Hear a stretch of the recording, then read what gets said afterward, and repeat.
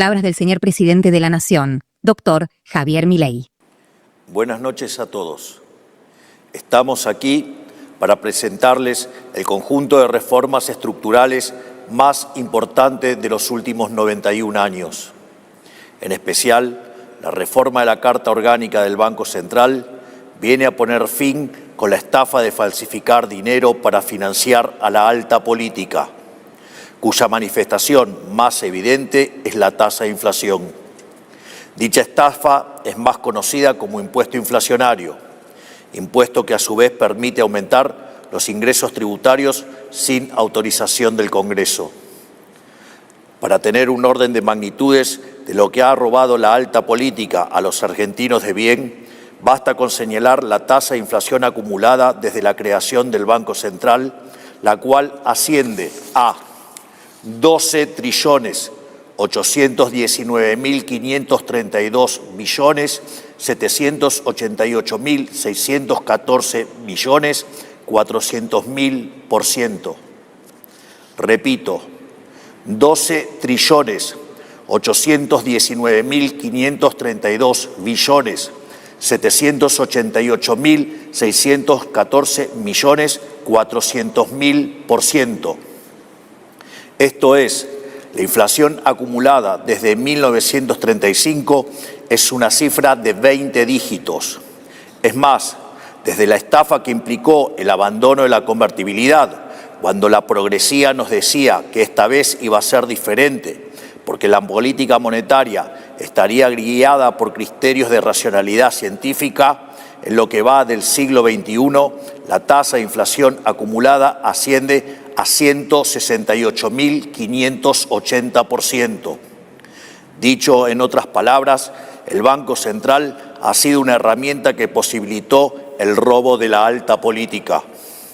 Es más, el robo de la alta política no solo tomó lugar mediante la falsificación de dinero para financiar el Estado, sino que además, a lo largo del tiempo, tomó distintas formas de expropiación. La propia creación del Banco Central arrancó con una estafa al cambiar la paridad cambiaria del oro que estaba en las reservas. El resultado de ello derivó en un aumento de la emisión monetaria que sextuplicó la tasa de inflación y que a lo largo de una década le robó el 50% del salario a los argentinos. Otra de las estafas emblemáticas de la alta política a los argentinos de bien fue la salida de la convertibilidad. En dicho momento, cada peso emitido por el Banco Central estaba respaldado por $1. En este contexto, salir de dicha ley implicó que los 15.000 millones de dólares de aquel momento, que eran de los argentinos, pasaron a manos de los políticos. Es más, dicha cifra expresada a valores de hoy asciende a 30.000 millones de dólares, aún dejando de lado el interés real en dólares que se podría haber ganado por esas reservas. Sin embargo, la voracidad y pasión por robar de parte de la alta política no quedó ahí. En 2010, como motivo de la creación del Fondo del Bicentenario, la expresidenta y ahora condenada por delitos de corrupción, Cristina Elizabeth Fernández de Kirchner, en complicidad con la presidenta del Banco Central, Mercedes Marcó del Pont, le robaron al Banco Central 10.000 millones de dólares, que expresados a moneda de hoy equivalen a 15.000 millones de dólares. A partir de dicha estafa y para esquivar las consecuencias legales de la misma, en 2012 se creó una nueva Carta Orgánica del Banco Central que permitía emitir bajo cualquier pretexto e impidió responsabilizar penalmente a los funcionarios que falsificaban el dinero de todos los argentinos. Frente a esta pasión expropiatoria de la alta política, decidimos poner fin a 91 años de historia y reformar la Carta Orgánica del Banco Central de la República Argentina en base a 5 premisas fundamentales.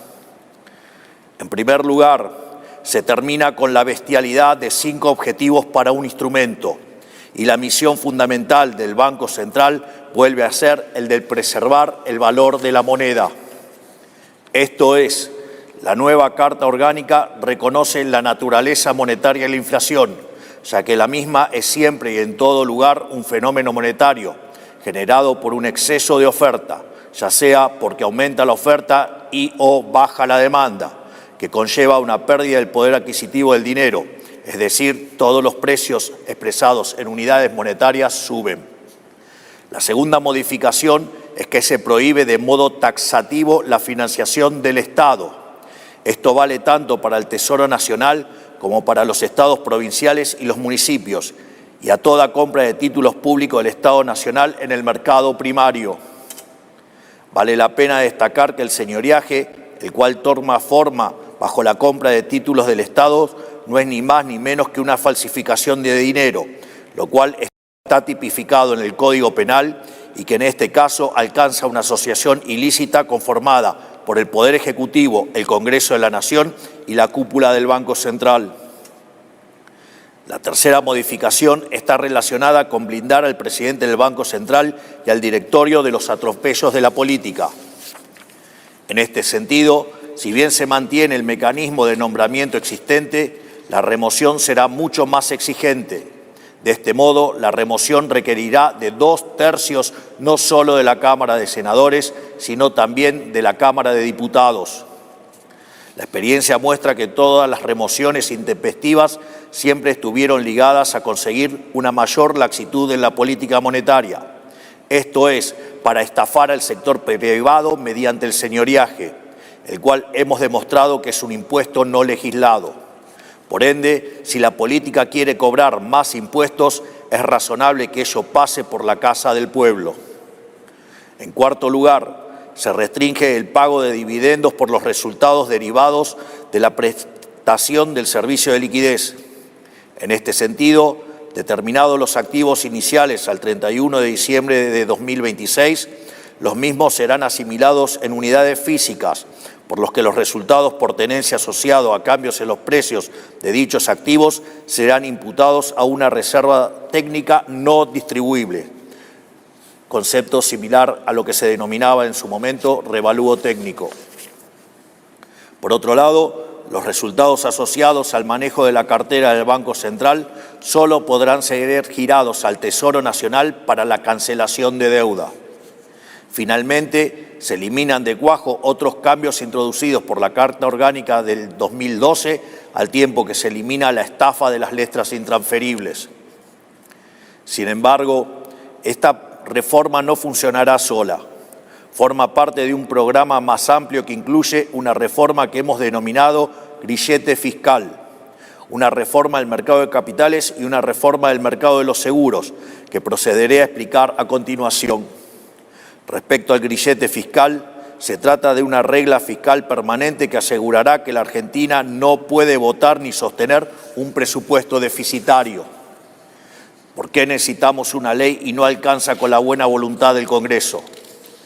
Porque la historia nos enseñó que el Congreso es el gran aliado del gasto público, teniendo como ejemplo reciente el año pasado, cuando luchamos con uñas y dientes contra decenas de leyes que buscaban precipitar la quiebra del Estado. Y es que los políticos no tienen ningún incentivo para cuidar el bolsillo de los argentinos, porque nunca son ellos quienes pagan los platos rotos. Por eso este proyecto va a hacer que el que las hace finalmente las pague. En la práctica, el grillete fiscal funcionará así. Si durante varios meses seguidos el resultado fiscal es deficitario, el Congreso dispondrá de algunas semanas para devolver las cuentas al equilibrio. Si no lo hace, entrará en vigencia automática el shutdown. Se paralizarán las actividades no esenciales del Estado, se congelarán los gastos nuevos, no se adjudicarán contratos, no se tomará personal y se frenarán las transferencias discrecionales a las provincias. Y principalmente, durante lo que dure el grillete, el presidente, el vicepresidente, los senadores, los diputados, los ministros, secretarios y subsecretarios no cobrarán un solo peso de sueldo. Por primera vez en nuestra historia, si la política no hace los deberes, la política pagará el costo, no lo pagará la gente. Quiero ser claro, anticipándome a quienes viven de desinformar. Esta ley protege en la letra de la norma las tareas y prestaciones esenciales del Estado. Las jubilaciones, las pensiones, las asignaciones familiares y universales, el seguro de desempleo, la salud, la seguridad, la defensa nacional y el servicio penitenciario, entre otros, quedarán expresamente exceptuados. Una vez aprobada, invitaremos a las provincias a adherir a este mismo régimen. Es la oportunidad para que cada gobernador predique con el ejemplo y le demuestre a su gente que, cuando las cuentas se desordenan, es la política la que debe dar un paso al frente y pagar el precio y no la sociedad. En segundo lugar, enviaremos 2 proyectos para recuperar la profundidad de nuestro sistema financiero, destruido junto con nuestra moneda por el Banco Central. Para que una economía crezca se necesita inversión, es decir, ahorros puestos a disposición con fines productivos. Por eso, dejar nuestros ahorros fuera del sistema, en una caja de seguridad, bajo el colchón o en el exterior, atenta contra nuestro propio crecimiento. Las políticas de las últimas décadas empujaron a los argentinos a sacar sus ahorros del sistema en defensa propia y con eso frenaron la inversión. Por eso vamos a impulsar un proyecto de liberalización profunda de nuestro mercado de capitales, que modificará varias leyes con una misma idea: correr al Estado del medio y dejar que el ahorro fluya hacia quien quiere producir. Un ejemplo claro es el mercado de bonos corporativos. Ahora permitiremos su emisión en moneda extranjera, unidades de valor u otras unidades de medida. Lo mismo haremos con el financiamiento colectivo, que en el mundo funciona hace años y acá una ley que nadie pidió lo llenó de requisitos y lo destruyó. 15 años perdidos y ahora lo vamos a destrabar. Esta reforma asegurará que, a medida que la economía se recupere y la gente vuelva a ahorrar, ese ahorro se transforme en fábricas, en maquinarias y en trabajo. Solo así se profundiza el círculo virtuoso del crecimiento. Y para cerrar, un mercado de seguros accesibles es esencial en toda sociedad moderna, y cuando no ofrece cobertura adecuada, la gente termina demandándole protección al Estado. Hoy el mercado de seguros argentino es burocrático, limitado e ineficiente. Por eso enviaremos al Congreso un proyecto de reforma estructural del mercado de seguros. Habrá libertad absoluta para que las compañías diseñen y ofrezcan productos sin autorización previa del regulador, que se enfocará solo en la solvencia de las empresas y en cuidar a los contratantes frente a las estafas. Así se impulsará la innovación, abaratando el costo de los seguros y mejorando las prestaciones. Nuestros seguros se volverán más simples, más rápidos y más baratos. Estas reformas tienen una secuencia legislativa, pero están todas interconectadas. El déficit cero nos alejará del fruto venenoso del árbol prohibido, que es la emisión monetaria. La reforma del Banco Central le impedirá al político falsificar esos frutos, y un mercado financiero profundo permitirá acceso al crédito a mejores condiciones y cobertura para que los agentes puedan perseguir sus propios proyectos en libertad. Así, entre todas ellas, pondrán fin a 91 años de saqueo, expropiación, impunidad, decadencia y nos permitirá hacer a la Argentina grande nuevamente. Porque, como siempre decimos, nuestro objetivo es hacer de la Argentina el país más libre del mundo. Confía plenamente en que el Congreso de la Nación comprenderá la naturaleza del problema estructural de nuestro país y acompañará estas reformas estructurales que cambiarán a la Argentina para siempre. Que Dios bendiga a cada uno de los argentinos, que las fuerzas del cielo nos acompañen. Muchísimas gracias. Hasta aquí hemos escuchado las palabras del señor presidente de la Nación, doctor Javier Milei. Seguidamente, las emisoras participantes continúan con la transmisión de sus respectivos programas.